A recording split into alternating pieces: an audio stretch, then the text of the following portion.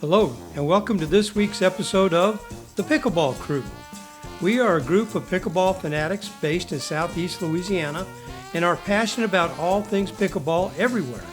Our focus is to inform, acknowledge those who help build the game regionally, and promote tournaments in our area. We do our best to present this with a love of the sport, a sense of humor, and a lot of fun. So join Vicki Wynn, Ken Wynn, Jeff Fuchsia, and me, Bud Klein, in our latest episode. We are glad you are along for the ride. The Krewe opens this episode welcoming Holly Smith, a high-level player and instructor now based at the newly opened Stacks Pickleball facility in Baton Rouge. Holly will share with us her pickleball journey and some interesting views on pickleball. Vicki shoutouts will focus on the Krewe and Holly's personal New Year's pickleball resolutions. Jeff hands off his Burr Under My Saddle to Holly, and Ken will wind us up with his previews of local and regional tournaments. This should be a great episode, so stay tuned. This is Bud, and welcome to podcast 33 of the Pickleball Krewe. Tonight we have Holly Smith with us. Holly probably doesn't realize this, but she's been one of my mentors. I've been playing 5 years, and she was playing before that. And once I got good enough to actually try to get in some games with her and some of the other players, Holly's been really instrumental in helping me along with a lot of people. But I've told Ken and Vicki, Holly's always kind of told me how it is with my game, and I needed somebody to be real with me, and it's really helped me. So, Holly, welcome. I'd like to welcome you tonight, and why don't you start us off? Why don't you tell us a little bit about how you found pickleball and a little bit about your pickleball journey? All right, great. Well, I didn't know that, Jeff, and I really appreciate you you sharing that with me. That means a lot for sure. So I, like he said, have been playing. He's been playing for 5. I've been playing for almost, I guess, just over 6 years now. I think I made my 6-year anniversary this past December. And but I do have to give my mom a shout out, and I know she shared this information with you the other night, and she kind of called me out on it. She did introduce this to me back in 2007. She was playing at, I believe it was Cedar Ridge, yes. And so she was playing, but apparently they had this rule where you had to be 55 or up. And so she snuck me in a couple of times. But I was in nursing school, so I couldn't really play very often. So I maybe, hands down, probably played twice when she was playing pretty regularly. So I got to sneak in with some of the older group and play a little bit. But 2018, December 2018 is when I started, and I started at the Paula Manship YMCA. I am a big sports person. I played sports growing up, never tennis. I mean, I dabbled in just hitting the ball around, but never really took, significant amount of lessons or played competitively. But as far as sports go, I mean, volleyball, basketball, softball, I mean, I've dabbled a little bit in golf, just anything that I could do to get some of this rage out.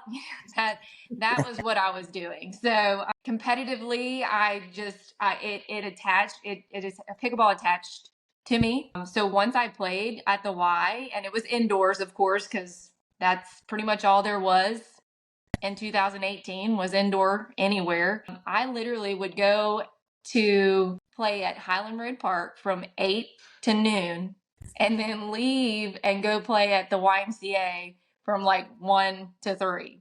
I couldn't get enough. I just, and I guess that's just everybody when they first start. They just get addicted to it, and they want to play as much as possible. So I literally was eating, breathing, sleeping, talking about pickleball for, I don't know, still to this day, but since 2018. That's awesome. You've also managed, in talking with you, you've managed a career, your marriage to Steve, and raising, 3 kids? Oh no, don't wish that on me. Just 2. Yeah, You got no. okay, Just 2 kids.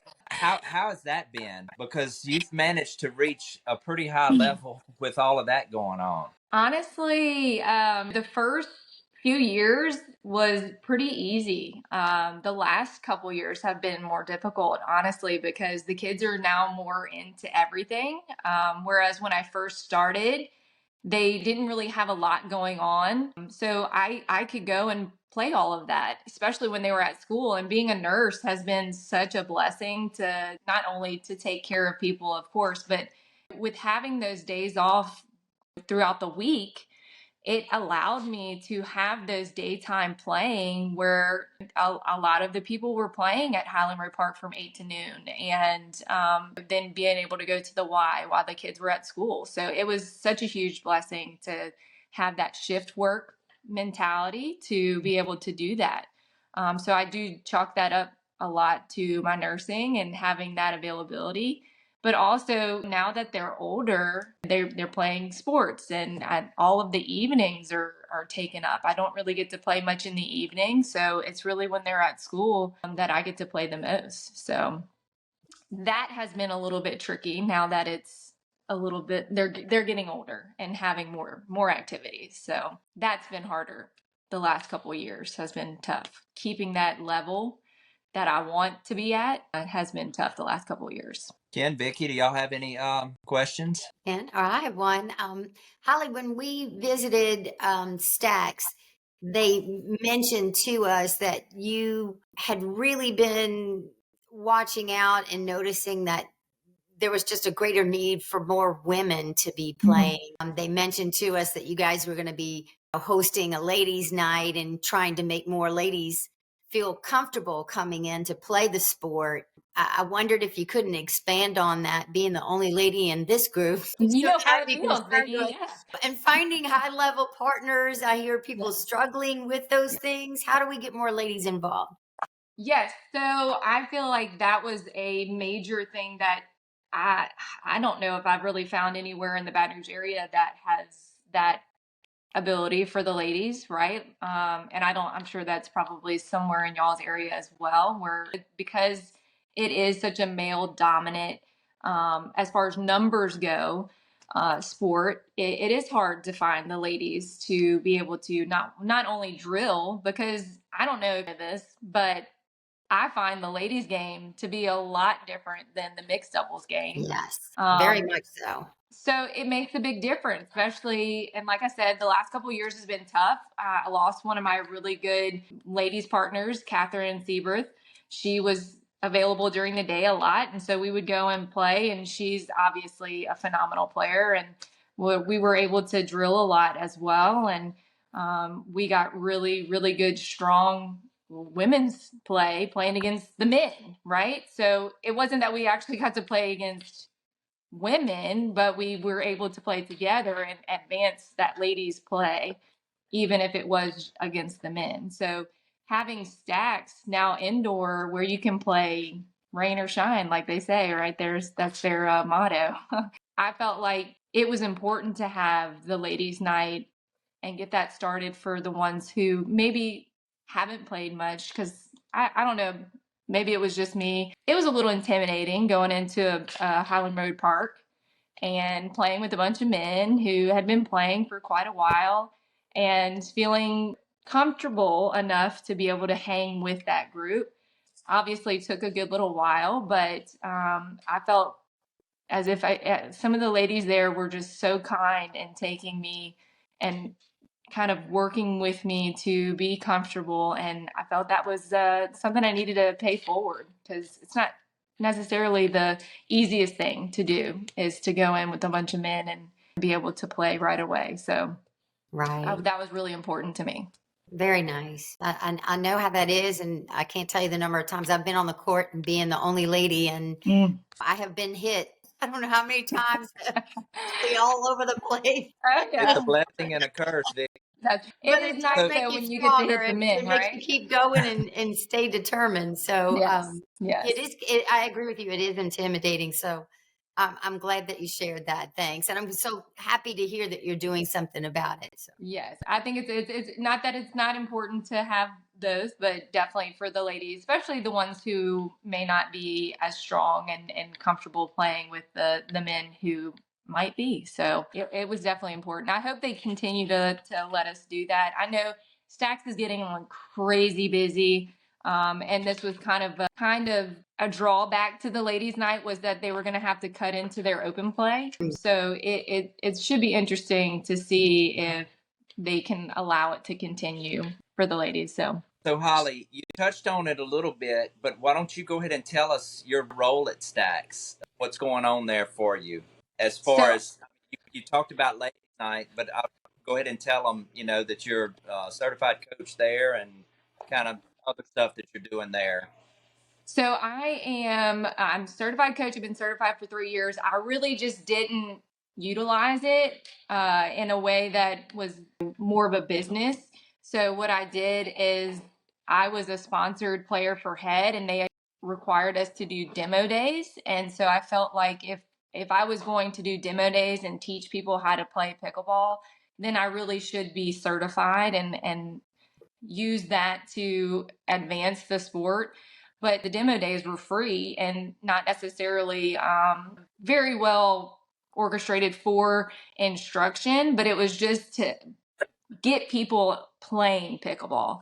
And so I kind of felt like that was similar to the ladies' night at Stacks, where the newbies would come in and I would facilitate play for them. And hopefully that at that point, then they would feel comfortable going into the ladies open play.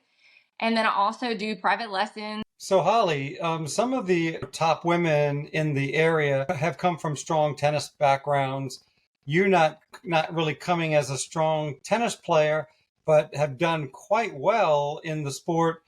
Was it something that you figured out very early on that came natural to you, or was there some aha moment during the course of your just learning to play against some of the guys in the area that you kind of started to figure it out?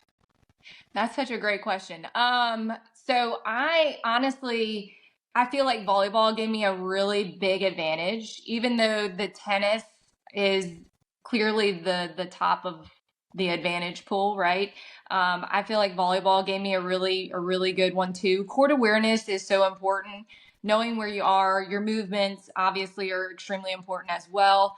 And being able to know where you are and be able to defend is where I feel like volleyball gave me a huge, and don't get me wrong, I was not a great volleyball player by any means, but I do feel like that had a big play into how I was able to maybe advance a little bit quicker than some of the other people who aren't tennis background. I have a lot of power. I feel like that is a huge advantage too. And I feel like that came from softball, right? Where you're having to swing a bat weighs significantly a lot more than the paddle does, and hit a relatively small ball, right? So eye-hand coordination, being able to focus on that ball and hit it with something much smaller than that definitely played a part. And then of course basketball, just being a team sport and being aggressive, and I haven't broken anybody's noses in pickleball yet, but it's a possibility. I've given myself a couple black eyes. So,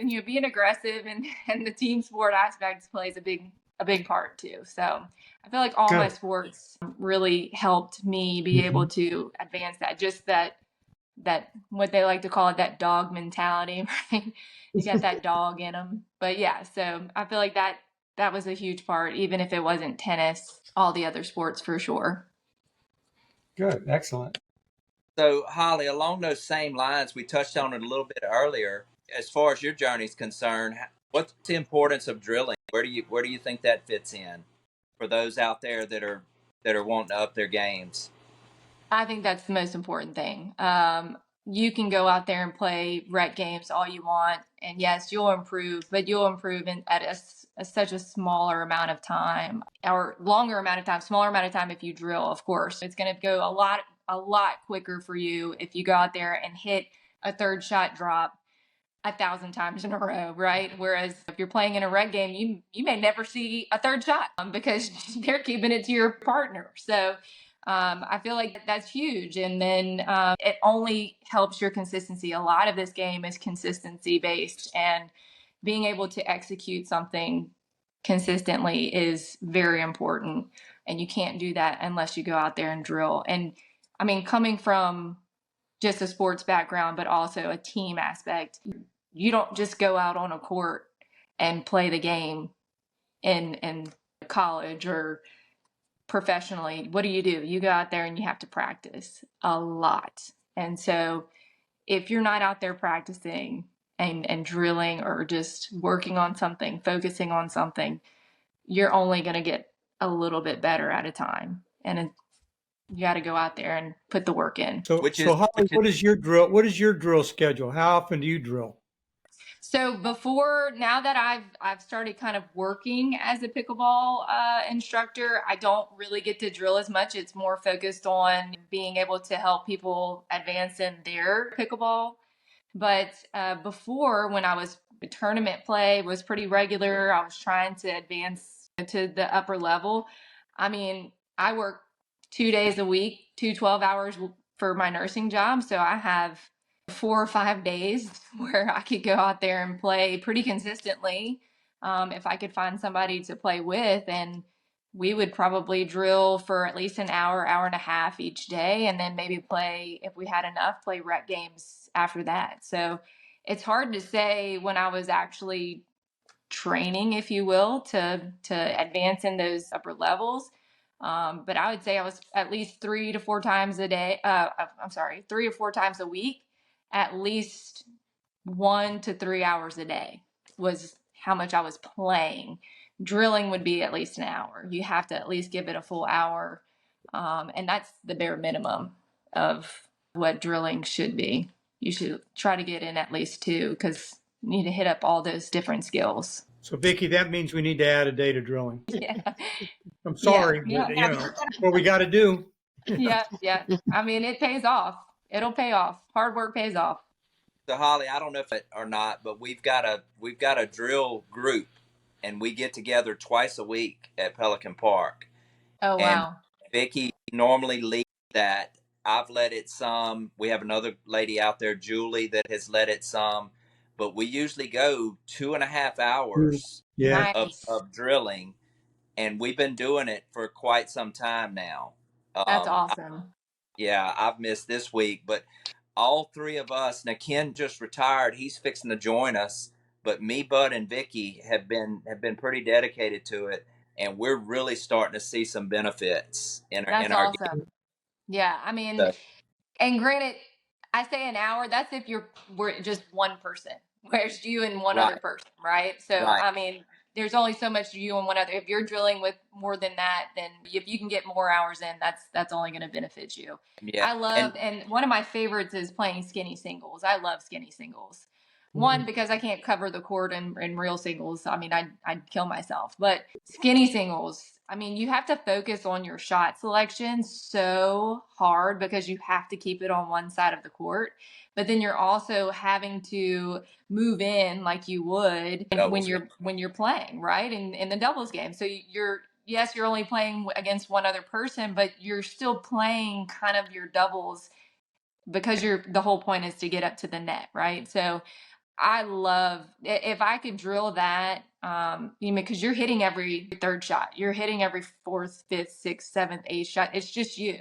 So if you want, that's my favorite thing to do when I'm working on something, because it only once you've done all of your drills and then incorporating that into your play with the skinny singles is huge to see what you worked on just before that and seeing how well you can execute it in a real game-like situation. So beneficial. So I think they've added skinny singles to the USA Pickleball rules this year. Ooh, I love that. I can get on board with some skinny singles because it's just you. You can be as aggressive as you want to be. Nobody's blaming you for hitting the ball out. It's just you. Blame yourself. I love it. And Holly, you talked about going an hour. You go one-on-one with somebody for an hour drilling. Yeah, it's pretty intense. It's intense. Yeah. With Vicki's drills, we got 4 people on a court, and she's taking us through different things, so it's pretty intense also. But you go one-on-one, about an hour is all you can go. I've drilled with Holly several times, and it's pretty physical. It's intense, and honestly, you put in as much as you want, right? If you want it to be, you want to leave there and barely can move, you can do that. If you want to go and just hit thirds, then that's all. Like, yeah, that's the beauty of having just the drill sessions, is that you can literally just go out there and focus and hit that shot over and over and over again. Whereas if you have a ball machine, which I know some people do, I would go out there and literally just set that machine up and have it hit balls at me as hard as it possibly could at the kitchen line. And I really think that's how I was able to block and get those balls back that these men are just ripping at me constantly, right? So a ball machine is huge too. If you can get your hands on one of those and kind of set it up to which ones you want to work on, it really does help a lot too. So ball machine, one person, multiple people, you just got to go out there and do it. Right. Yeah, Holly, I was going to ask you a question that you might have already just answered. When people are starting off in pickleball, first they just trying to get the ball over the net, and then they start to develop a little bit of consistency in their shots. They can dink, they can hit a deep shot, a flat shot, a lob, or whatever. But the one thing that I find where they make the biggest leap from rec play to a higher level like yourself is court awareness and knowing when to hit the right shot, knowing when to speed it up, when to keep it slow, when to direct the ball to the opponent that's at the baseline, just knowing what type of shot and where to place a shot. How do you teach that? How do you teach someone who thinks they're ready to make that next leap, but yet they're still struggling with shot selection? And skinny singles might be a drill that can help them with that. And that's why I said Absolutely. You might have already answered my question. But is there anything else you could add? Well, I think that is such a great example as to why that is so important to have that patience. Everybody talks about patience and knowing when to speed the ball up, knowing when to let the ball go out. All of those things, that playing that one-on-one skinny singles is going to make you be the aggressor, be the patient one, be the person to let the ball go. You're the only one. So I honestly, truly believe that is my most favorite and most beneficial of all the drills, and being able to put everything you just worked on into action. And when you have something that you're working towards, go in there and do skinny singles and only hit third shot drops, right? And then if you're working on drives, go in there and only hit drives, but you're also working on having the drive at certain points, like just to their backhand or just down the line. Of course, when you're going cross court, it's going to be questionable on where you can put the ball because you're having to hit it to that side of the court. But then that's when you focus on, I'm going to hit a drive to their forehand, but also knowing that they can only have a certain amount of angle where I should be in after I hit that drive, right? So I know where if I hit it this way, then they're only going to be able to hit it towards this angle. And I know that that's my next step, right? So putting that into that court awareness and saying, okay, I know that they're not going to be able to hit it in this little area. So I'm going to move towards that opposite direction, right? So being able to recognize that is very beneficial in the skinny singles as well. So 100% think skinny singles is huge when you have the opportunity to put everything into play that you just worked on. Excellent. Well, I have a question. I know, turn it around on y'all a little bit. So I know that I'm sure y'all are all diehard pickleball people. So I know that y'all probably watch pickleball a lot. I do. It just comes down to whether or not I'm watching anything at all, or it's pickleball, right? So it's either nothing or pickleball. So I feel like the future of pickleball is, what do all sports have in common? Most sports, most professional sports, they have college sports that come in with that, right? So I feel like where pickleball is not necessarily, and I know that they do have some college pickleball, duper, all of that going on, but I feel like the college scene is where you got to get in on the ground floor to make the professional pickleball important enough to keep it going.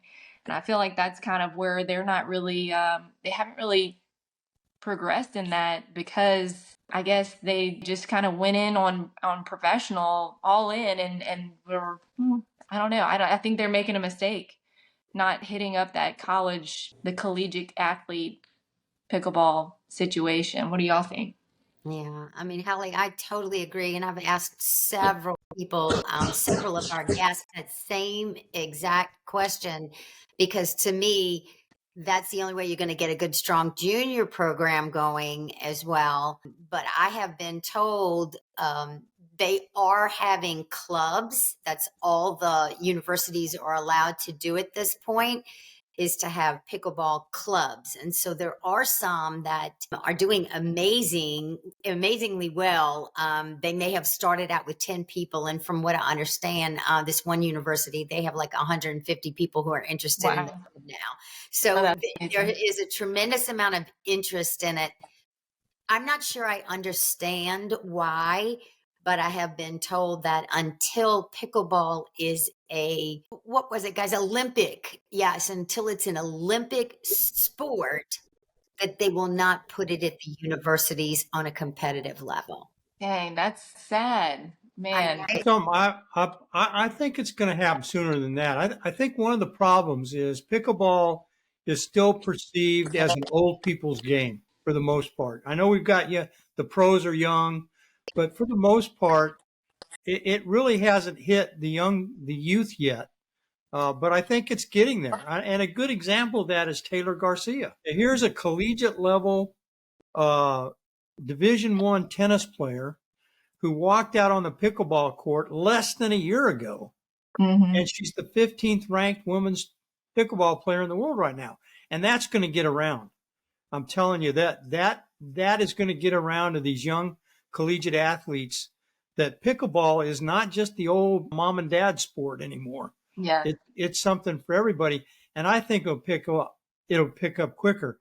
I agree with Vicki. It's sad that the best I've heard is that it won't hit the Olympics earliest until 2032. Yeah, That's the earliest. But I don't agree with that either. Yeah. I think you're going to see it happen sooner than that. But I just look at other Olympic sports like badminton and ping pong. Come on.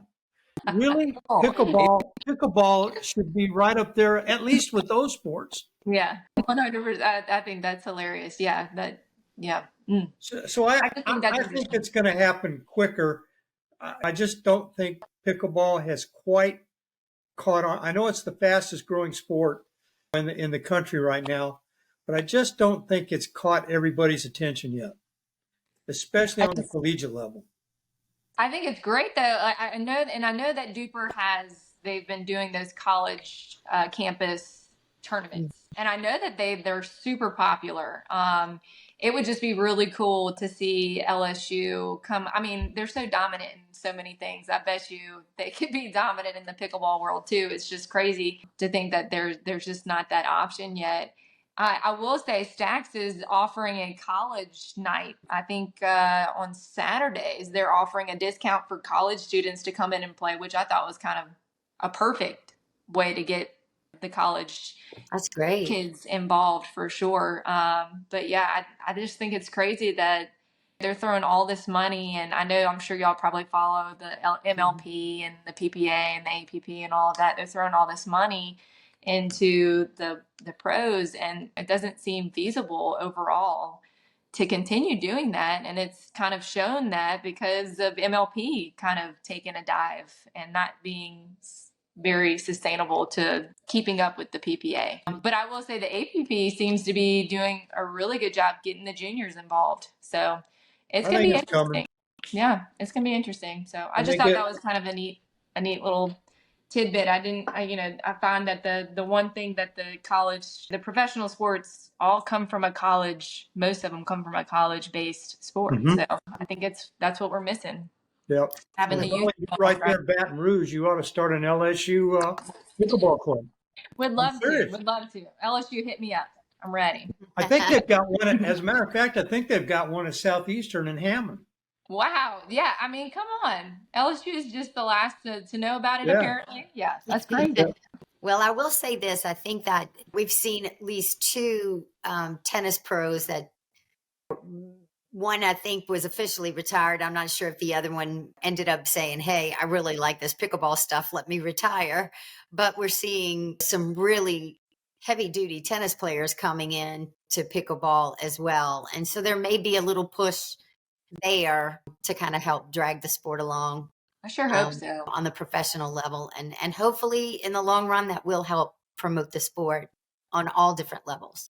Absolutely. All right. Why don't we move forward, Holly? And one of the last things we want to talk to you about, we were curious. We know what things we think are important on the pickleball.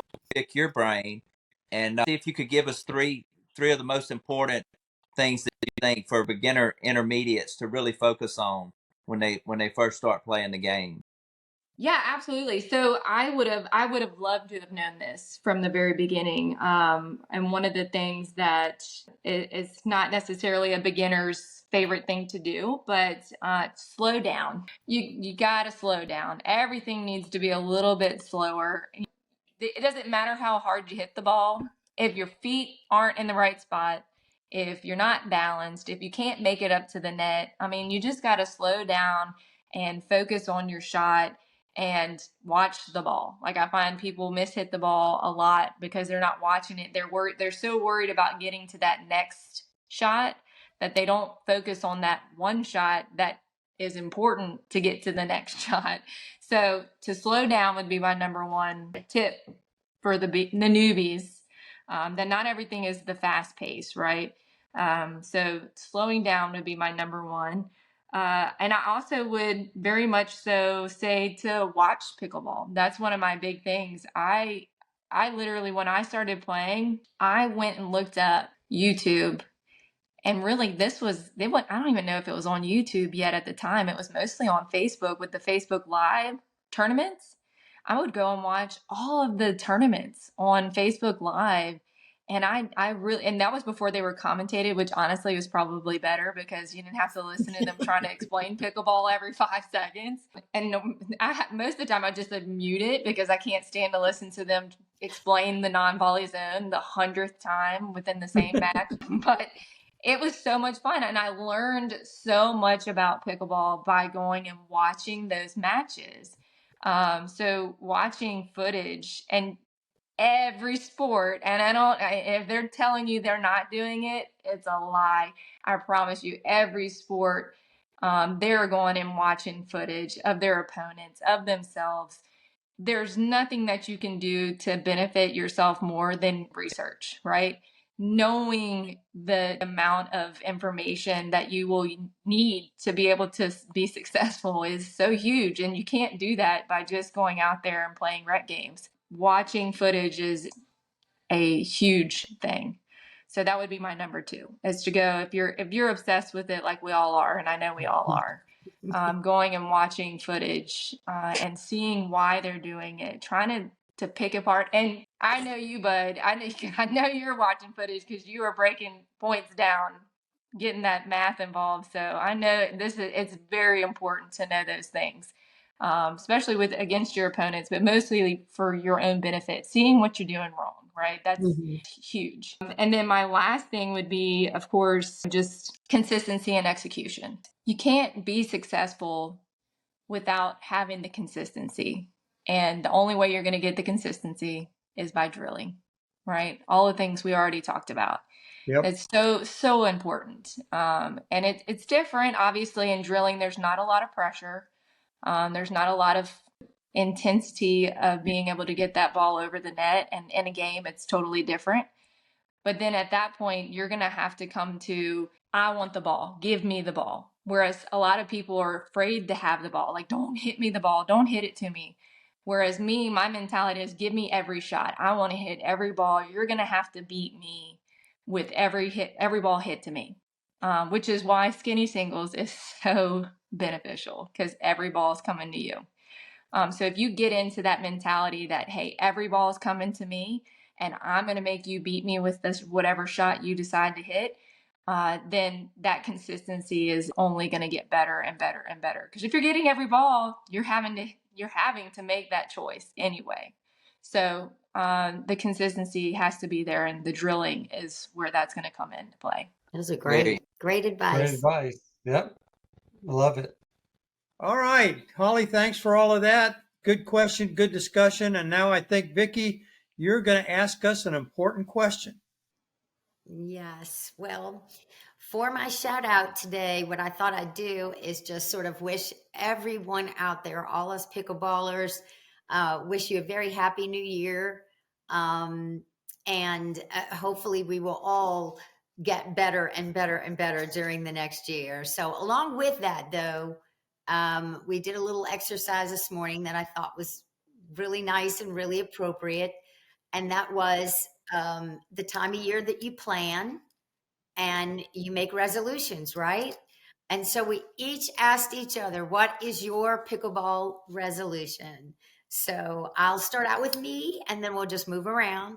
But my resolution came twofold because as a coach and as a leader of the group, obviously one of my big goals for the year is just to continue to challenge everyone with the drills, keep doing my homework, to keep you guys moving, work you. It's been such a joy to see everyone's games getting better. And I can't tell you how rewarding that is for me. So I want to continue doing a good job with that. On a personal level, I want to do exactly what Holly was talking about. I need to continue my journey on slowing down. Slowing the ball down in my brain, slowing down my anxiety of wanting to kill the ball. And that way then I have that moment for good, true shot selection. So that's going to be my journey is to continue to slow that ball down. And so Holly, I thought maybe you could go next with your pickleball goal for the year and just let us know what your plans might be. Sure. So I guess honestly, my pickleball goal is to play more pickleball. I've been coaching a lot since I started at Stacks, and so I haven't really been able to play as much as I would like. And then I would love to be able to maybe travel around in the Louisiana. I haven't been to Pelican Park yet. I've been dying to go. So I know. I'm such a slacker. I haven't been able to get out and about, and I really would love to do that. And so I'm going to put that at the top of my resolution is to come visit y'all at Pelican Park. Yeah, you And need to come for one of our drill sessions. would love that. I need all of the information, all of it, because I Jeff will love get that. you there. Awesome. Yeah. Sure. All right, we're going to hold you to that one. Yes, absolutely. Me too. That's right. Okay, Bud, what is yours? Well, I've got another twofold one. Of course, my main one is just to keep improving. I know the last year I've done pretty good, but my real resolution is I want to learn how to stack without being told where to go. I want to learn to stack subconsciously. So I know exactly where I need to be, when I need to be there, and not have somebody like Jeff tell me, Bud, move over. So that's mine. That's a Good good one. job. Jeff, what's your pickleball resolution? You've heard me say this 1,000 times, Vicki. Ken's heard me say it. Bud's heard me say it. I want to get better at letting out balls go out. That has been, talk about a burr in my own saddle. I'm slowly getting better at it. I would have liked that progression to have happened a lot faster, but I'm still leaving points on the table there. So that's what I would like to do throughout this year is try to get better at letting out balls go out. Don't feel like I got to play everything. Good job. And Ken, your resolution? Yeah, my resolution is to really improve my game in the transition area, both from resetting and slowing the ball down. Sometimes I just speed it up too often in the transition area, and also want to spend more time. Luckily, in 2024, I'm going to have more time on my hands. So the other thing is my New Year's pickleball resolution is to spend more time drilling. And time wasn't on my side prior to this year, so have a lot more free time to join in with Vicki's group and Jeff and Julie Brown and everybody else, and just work on the little things in my game. So That's awesome. Deal. Great job, guys. All right, Vicki, thank you for your shout out and those New Year's resolutions. And now it's time for Jeff's Burr Under My Saddle. You're a burr under my saddle. You're a thorn sticking in my side. All right, y'all. So this week we've had a couple of guests take over Burr Under My Saddle. And this week I kind of put Holly on the spot. And we're going to see what's a burr under her saddle. So why don't you take over, Holly? Have at it. Well, honestly, falls into the same stuff we've been talking about it, right? So my biggest thing is people who don't watch pickleball. Like, why would I? What do we have to talk about if we don't watch pickleball? That's just crazy to me. That is such a burr under my saddle. I love talking pickleball, and I feel like you can't really talk pickleball unless you watch pickleball. I mean, and playing is great, but you can't really get that into it if you don't watch it. So that's the biggest thing that I find that really just bothers me, when I can't have a pickleball conversation with people who don't know what pickleball is and don't watch it. So really, it's more of a stir the pot than it is a burr under my saddle. Like, I'm just like over here stirring the pot to the pickleball madness. But yeah, that's my biggest thing. Let me reiterate here on the back end of Holly's burr under her saddle. People. Watch ball. You can learn so much just by watching it. Don't watch other sports. There's nothing else out there that's as much fun. I don't know who's going to watch. Who's playing professional football? Anybody? Not me. Jeff and Holly, thank you for those burrs under my saddle. And now it's time. Hot off the press, it's time for Ken's tournament previews. hey, thanks, Bud. We have a lot of tournaments to talk about this time, so let's get started. January 12th through 14th, it's the Pickleball 2024. It's the University of West Florida. There are 24 courts there. There's already 115 people registered. Go to pickleballbrackets.com. Registration does close January 7th, so jump on it if you want to be part of that number. January 13th, this is the Smoke and Stroke at the Exchange in New Orleans, Louisiana. We're going to put Terry's email address and phone number at the bottom of the screen, so you can still sign up for that. January 27th, this is the Checkmate Tournament at W.O. Lott Park in Daphne, Alabama. Go to pickleballbrackets.com to register. This is a fundraiser for the Bayside Academy chess team. It's $30 per person. It's a one-day tournament, and it's mixed doubles only. February 2nd through February 4th, this is the Winter Pickleball Blast at Mooney Park in Fort Walton Beach, Florida. It's a long URL. We'll put it at the bottom of the screen. There's singles, mixed doubles, and gender doubles in this tournament. Let's see. Here's one.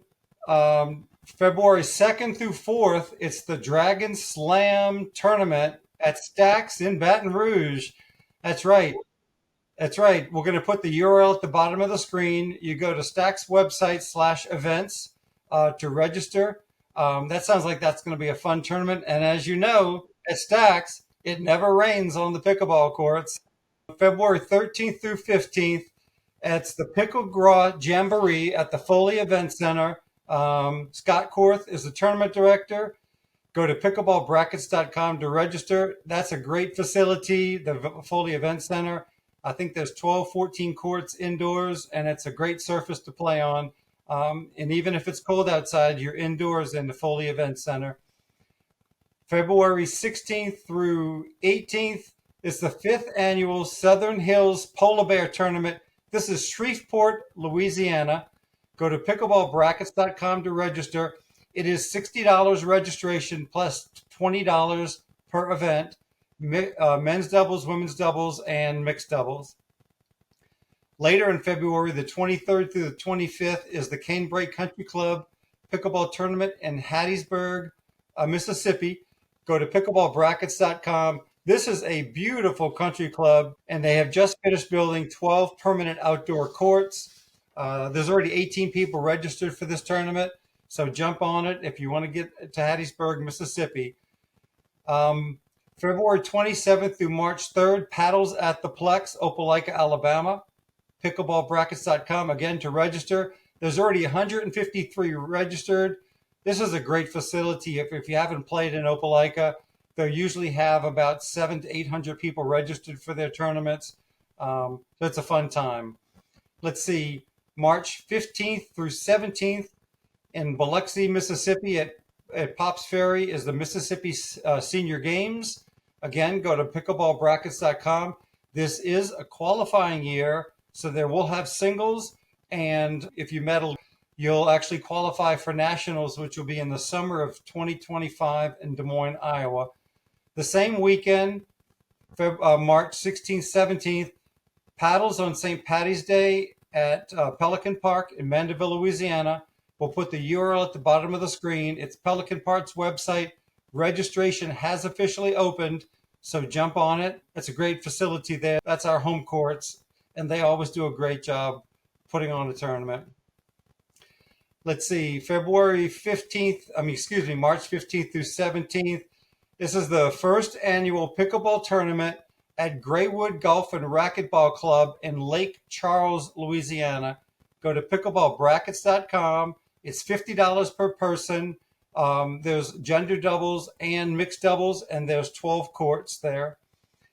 March 22nd through 24th, this is the Pickle in the Dell at Crossgates in Slidell, Louisiana. The registration has not opened. Last year they were on pickleballbrackets.com. As soon as we get a link to registration, we'll post it. Let's see, the next weekend, March 22nd through 24th, same is the Battle at the Beach. This is at the Gulf Shores Sportsplex in Gulf Shores, Alabama. Again, go to pickleballbrackets.com. It's $70 per person to register, and registration has opened. March 29th, 30th is the Alabama Open in Clay, Alabama. Again, go to pickleballbrackets.com. They have built, I think it's 6 or 7 outdoor courts there, and that's a great complex. Vicki and I have played there multiple years, and they do a great job putting on the tournament. A lot of good competition, too, at the Alabama Open. Going to April 12th through 14th, a Hattiesburg Pickleball Classic. This will be at Tatum Park in Hattiesburg, Mississippi. Marlena Martis is the tournament director. Look, this tournament's still 3.5 months away, and there's already 73 people registered for it. Friday night is open play. Saturday will be gender doubles. Sunday will be mixed doubles. And this is a fundraiser for the Young Life Organization and the USM Wesley Foundation. That's going to be a good time. Also, the same weekend, April 12th through 14th, is the Alabama Senior Games. This will be back at Opelika, Alabama. Register for that at pickleballbrackets.com. April 20th through 21st is the second annual Dinking in the Delta. This is at Greenwood, Mississippi. Registration has opened. Go to pickleballbrackets.com. It's $50 per person. You're guaranteed 3 matches. There's going to be 2 main divisions, 3-5 and under, and 4-0 plus. A couple of save the dates for later in the year. August 8th through 11th, the NOLA Pickle Fest, the second annual. This will be at the Moriel Convention Center. Again, go to pickleballbrackets.com. There's already 70 people registered. Keep in mind that you'll play each bracket over 2 days. So you'll be a Thursday and a Saturday or a Friday and a Sunday. There's both gender doubles and mixed doubles. And there's all age groups and brackets that are still available now to register. Going to October of 2024, October 4th through 6th is the Louisiana Senior Games. This will be at the Legacy in Baton Rouge, Louisiana. Again, this is a qualifying year for nationals. Now it has not opened, but as soon as it does, we'll pass along the URL. Finally, save the date, October 25th through 27th, Halloween in Baton Rouge, Louisiana. Registration will open in April, and if you played in the previous year, you'll have a week to register before it's open for the general public to register. This year, women's doubles will be on Friday, mixed doubles on Saturday, and men's doubles on Sunday. So that's it for tournament preview, Bud. Back to you. All right, Ken, thanks for those previews. A lot of tournaments popping up. Register and get out there and play some pickleball. All right, crew, I guess that's it for the week, unless anybody's got anything else. It's time to say goodnight. All Good right. night, everybody. See you on Bye. the court. Thanks for having me. Bye. See you on the court. That's right. Hey, from the Pickleball crew, thanks for watching, and we'll see you all next week. Thumbs up. Well, that's it for this episode. We hope you enjoyed it. Be sure to leave any comments, and please like and subscribe to our channel. Thanks again, and see you next week.